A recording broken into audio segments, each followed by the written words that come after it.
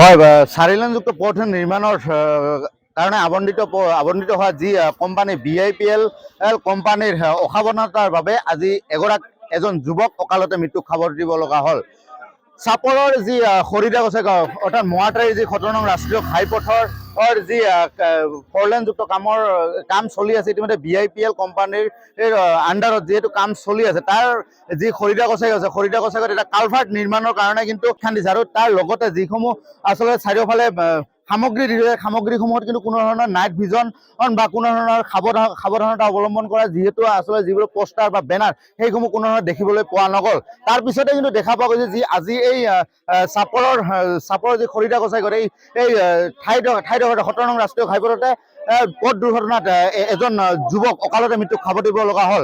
ইতিমধ্যে কিন্তু ৰাইজে উত্তপ্ত হৈ পৰিছে আৰু পথ অৱৰোধৰ দৰে যি কাৰ্যসূচী লোৱা দেখিবলৈ গৈছে। মোৰ সহযোগী সামগ্ৰিক পৰিৱেশ দেখুৱাব আচলতে এনেদৰে যি 17 নং ৰাষ্ট্ৰীয় ঘাইপথৰ যি 4 লেনযুক্ত কামৰ যি আবণ্টন লাভ কৰিছে BIPL কোম্পানী। আচলতে BIPL কোম্পানীৰ অসাৱধানতাৰ বাবে আজি এজন যুৱক অকালতে মৃত্যুক খাব দিব লগা হ'ল। মোৰ সহযোগী পুনৰ সামগ্ৰিক পৰিৱেশ দেখুৱাব লগা হ'ল। আচলতে এইবিলাক যি সামগ্ৰী, এই সামগ্ৰীসমূহ আচলতে যি এই গাঁত খান্দিছে, গাঁতৰ চাৰিওফালে দি থোৱা হৈছে, কিন্তু ইয়াত কোনো ধৰণৰ নাইট ভিজন বা ৰেডিয়াম বা কোনো ধৰণৰ সাৱধানতা অৱলম্বন কৰা কোনো ধৰণৰ চিন ইয়াত দিয়া হোৱা নাই। লগতে মই সহযোগী সামগ্ৰী যি গাঁতটো আছে, আচলতে গাঁতটো দেখুৱাবলৈ অনুৰোধ কৰিম। আচলতে এই এটা বিশাল গাঁত, আচলতে 17 নং ৰাষ্ট্ৰীয় ঘাইপথৰ কাষতে এই বিশাল গাঁত, আৰু এই বিশাল গাঁতটোতে আচলতে এই এখন বাইক দুৰ্ঘটনা সংঘটিত হৈছে। এতিয়া বাইকখন ইয়াতে যি পৰি আছে, আচলতে বাইকখন এই গাঁততে পৰি আছে আৰু ল'ৰাজন যিজন যুৱক ইয়াত পৰিছে, পৰাৰ পিছত তেখেতে মৃত্যুক আঁকোৱালি ল'ব লগা হৈছে। তাৰ লগতে কিন্তু ৰাইজে এতিয়া এটা প্ৰতিবাদী কাৰ্যসূচী দেখিবলৈ পোৱা গৈছে, কাৰণ যি এই 17 নং ৰাষ্ট্ৰীয় ঘাইপথৰ প্ৰাধিকৰণ যি 4 লেনযুক্ত কামৰ যি ঠিকা আবণ্টন লাভ কৰিছে BIPL কোম্পানীৰ অসাৱধানতাৰ কাৰণে কিন্তু আজি এই দুৰ্ঘটনাটো সংঘটিত হ'ব লগা হৈছে। মোৰ লগত ইয়াৰে এজন সচেতন যুৱক আছে, স্থানীয় যুৱক আছে। কি ক'ব আজি যি দুৰ্ঘটনা সংঘটিত হ'ল আচলতে 4 লেনযুক্ত কামৰ অসাৱধানতাৰ বাবে, কি ক'ব এই বিষয়ে? ইয়াৰ বিষয়ে আৰু কি ক'ম, আপোনাৰ লগত চালে এনেকুৱা দুৰ্ভাগ্যজনক ইঞ্জিনিয়াৰে কাম লৈছে, ঠিকাদাৰে কাম লৈছে। আজি 4 লাইনৰ হাইৱেত গাঁত খুন্দি দিছে, 2 মানুহ চাব পাৰে।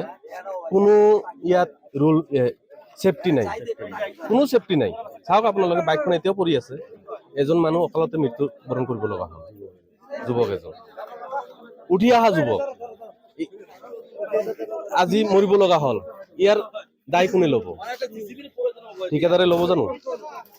ঠিকাদাৰে নলয় ল'ব জানো? ঠিকাদাৰে নলয়।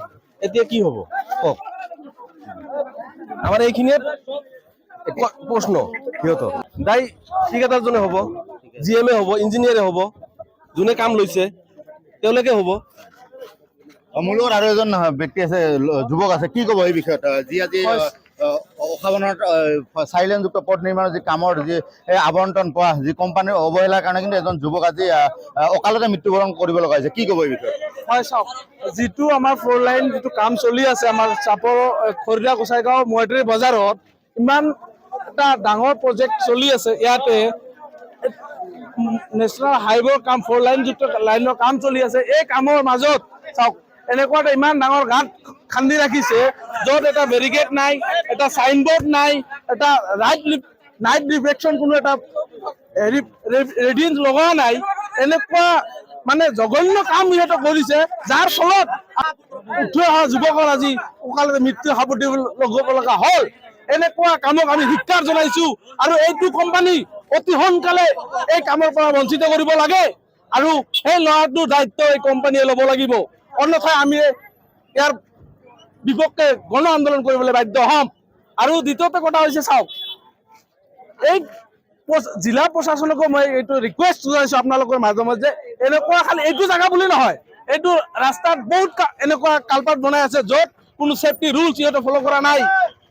ৰেড আপোনাৰ লাইট ৰিফ্লেকশ্যন একো হেৰি কৰা নাই, বেনাৰ লগোৱা নাই, যাৰ ফলত এনেকুৱা দুৰ্ঘটনা যে আৰু হ'ব তাৰ কাৰণে জিলা প্ৰশাসনে ইয়াৰ কঠোৰ ব্যৱস্থা ল'ব লাগিব, এই আমাৰ আহ্বান। নিশ্চয়কৈ ক'ব লাগিব আচলতে এনেদৰে যি 4 লেনযুক্ত পথ নিৰ্মাণৰ কামৰ যি অৱহেলিত আচলতে কামৰ অৱহেলাৰ কাৰণে আজি যি যুৱক উদীয়মান যুৱক এজন অকালতে মৃত্যুবৰণ কৰিব লগা হৈছে। ৰাইজৰ দাবী যে আৰু আচলতে যিবিলাক কাম হৈ আছে বেছিভাগ ঠাইতে কিন্তু এনেধৰণৰ কোনো ধৰণৰ নাইট ভিজন বা ৰেডিয়াম বা কোনো ধৰণৰ সাৱধানতা অৱলম্বন কৰা কোনো ধৰণৰ বেনাৰ পোষ্টাৰ লগোৱা দেখা পোৱা নাই। জিলা প্ৰশাসনক স্থানীয় লোকে এটাই দাবী জনাইছে যে অতি সোনকালে এই যি আচলতে ঠাইসমূহ চিনাক্ত কৰি নাইট ভিজন বা ৰেডিয়ামছ বা এনেকুৱা ধৰণৰ কোনো সতৰ্কতামূলক বেনাৰ পোষ্টাৰ লগাবলৈ অনুৰোধ জনাইছে।